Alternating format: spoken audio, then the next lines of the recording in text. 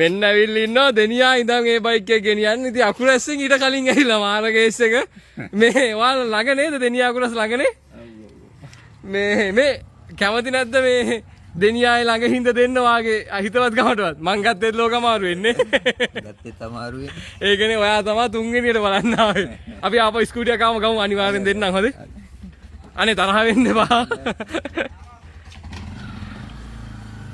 තව කවුරු හරි ආවද?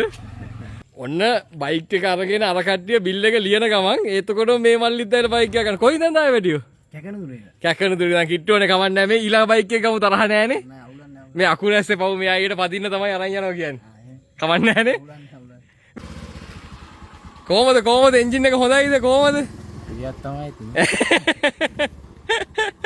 මේ මොකද්ද කිව්වේ අර කොහෙටද පඳුරක් දාලා ආවේ කිව්වේ? ගොඩ පිටියටනේ. අනේ සතුටුයි වාල්ට බයික් එක දෙන්න පුළුවන් එච් එකට. ඔන්න එහෙනම් කොල්ලෝ දෙන්න බයික් එක අරන් ගියා.